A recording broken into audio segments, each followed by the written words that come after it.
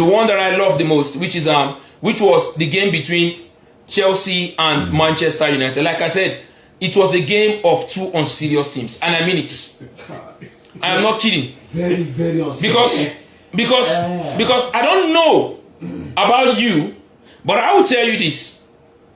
I don't think I have the right to question Enzo Maresca, but I know for a fact that even Enzo Maresca didn't envisage the game going that way.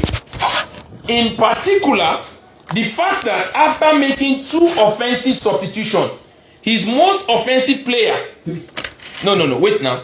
After making two offensive substitutions, his most offensive player, Cole Palmer, got injured and had to be subbed off. That he made two instantaneously after the red card. Then later on, Cole Palmer got injured and had to be subbed off.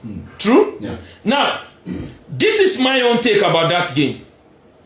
If you have watched United, I've said it here, that their problem is not starting games. Their problem usually comes after they concede.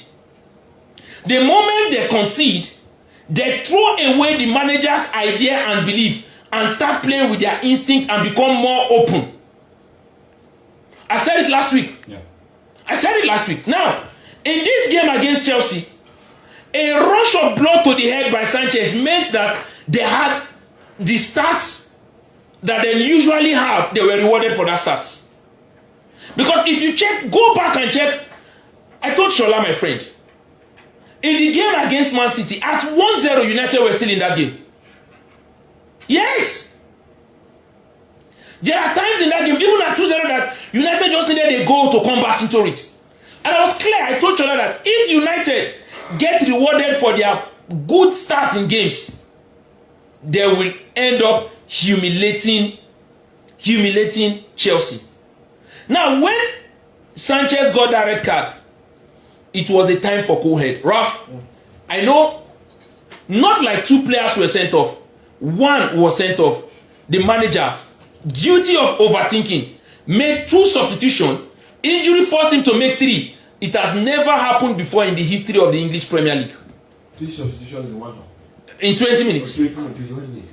21 minutes or thereabout. It has never happened before. That lead up to so much hype was cut short by Sanchez. And I understand Maresca's frustrations and the fact that he didn't expect his goalkeeper to come out and do that in the 5th minute. That was very, very childish. That was unprofessional if you ask me.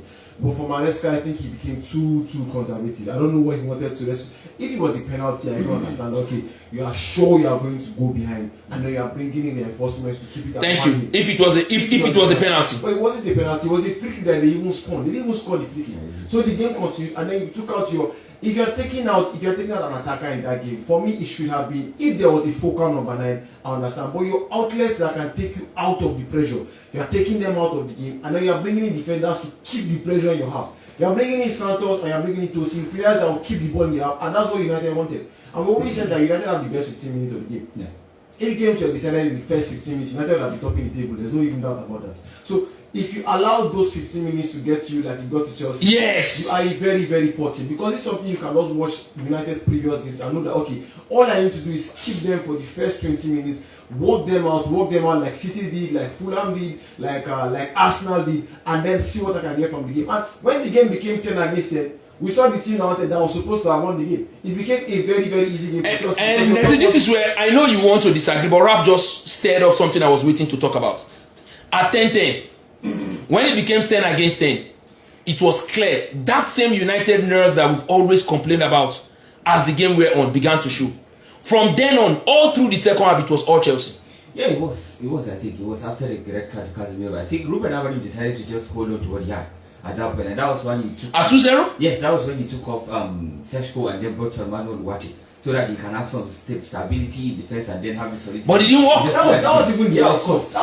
No, but that was the right shot, but it didn't work. Yes, I said that was what he was trying to do. He was trying to just hold on to what he had in the game. He was leading by 2 goals to 0 and then just see out the game and then pick up the points, which is the most important thing for me. I think it worked hard. The thing is, it goes to show you that 2-1 win was definitely a flash in the pan. Yeah, that's not it. You can't even say they were the better team in that game because of how much they struggled in the second half. In the first half, they were the better side, and that was why they scored those two. Because they had numerical advantage for 45 minutes. They had that, and then you know what really happened to Chelsea when he made those 3 subs. Before those substitutes could know where they were playing, where you are standing, it was already 1-0. And then the moment you go behind, this is why I felt like we are being overcritical of teams. Moment you fall behind, your match plan is expected to change. Yes, immediately. So now we intend to change their match plan again. They consider it again. And just like Raf said, and I think I heard somebody said it in the studio, it's not like a penalty against your team. It's a free kick. Why won't you just hold that game for like 5 minutes with 10 against 11? Hold it for like 5 minutes. After sacrificing Estavao, then watch and see. Because when Palmer got injured, it was clear that the role Palmer was playing, the man that could have played it perfectly was Neto. Unfortunately, Neto was already off the pitch. And then I looked at the Chelsea bench, there was nothing to call upon. But again, this is it. This is what I've always said. And I'll keep on saying this. How can a team spend that huge amount of money yet play this way? Yet feel that kind of the 23-man squad like that. I will never understand that. Now, for Man United, there was a point in that game where a simple pass from Ama to Šeško would have made that game 3-0. Exactly. Straight. And that would be it. And if at 3-0, they would have been cruising.